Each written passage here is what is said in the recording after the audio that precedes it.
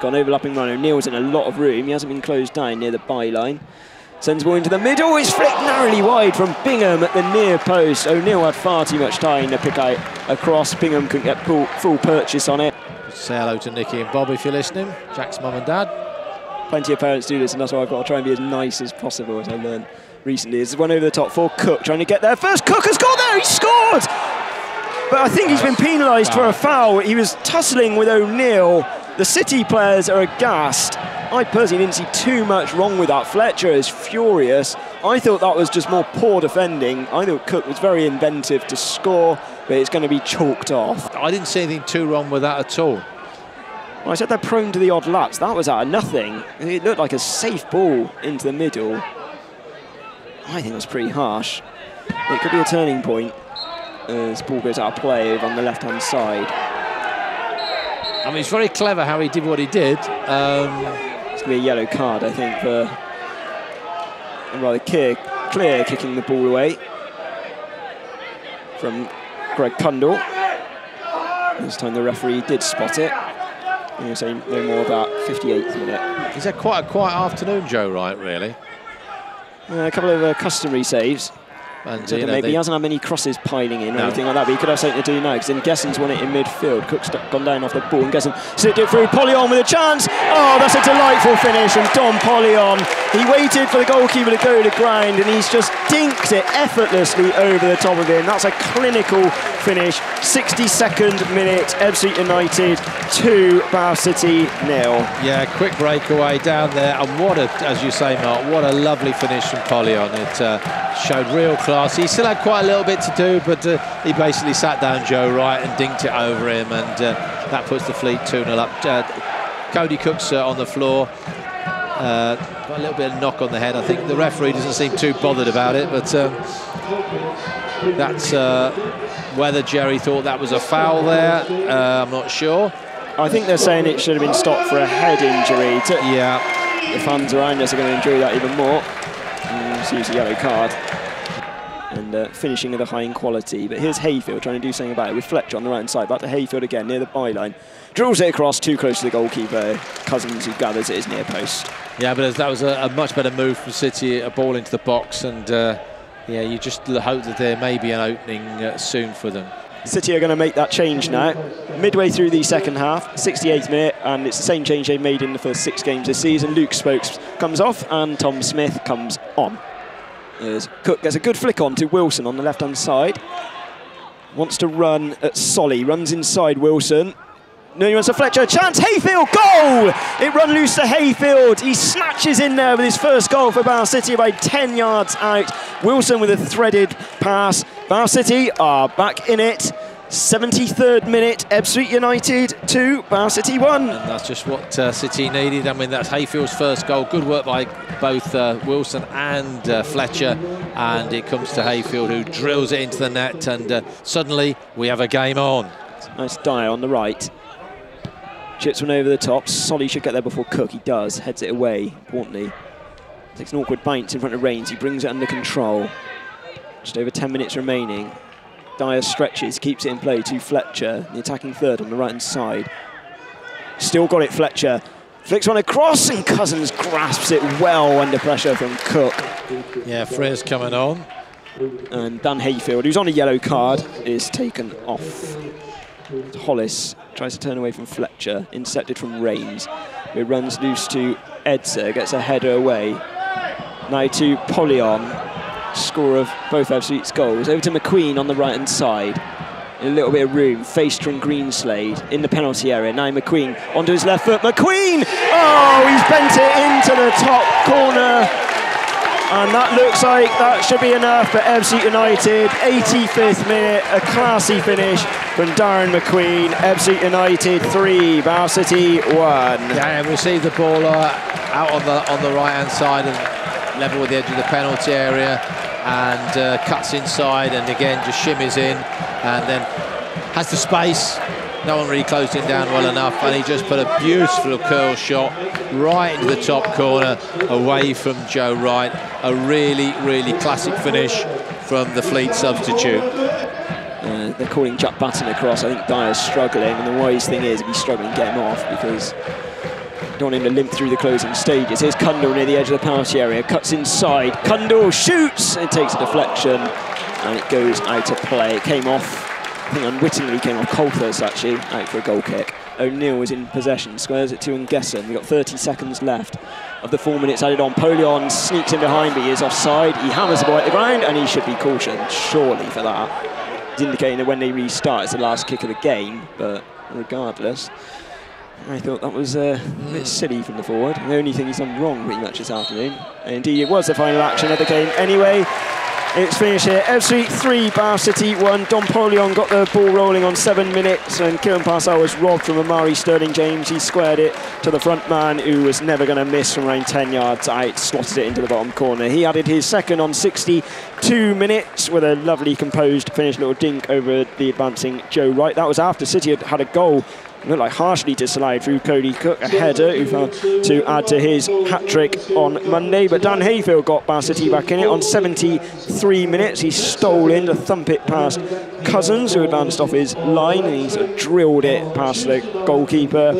Then a moment of magic sealed the win for Fleet. Darren McQueen, the substitute, on 85 minutes, cut inside of Greenslade and with an unerring finish into the top corner of his left foot. Right was standstill. He had no chance in getting to that one. City were no way outplayed or anything like that, but sometimes you just face a team that's better than you, and the team that was better than them today is the team that's top of the league. They've now won 7 games out of 7. It's Bath City's first defeat since the opening day, so it's not all doom and gloom. It turns out to be a clean sweep from Fleet. 7 from 7 consigned City to defeat at the Cufflink, their first loss since the opening day of the season. The Romans will be hoping to bounce back next Saturday against Chelmsford City. Thank you all very much for tuning in once again this afternoon. From the Cufflink Stadium, it finishes here. Ebbsfleet United 3, Bath City 1.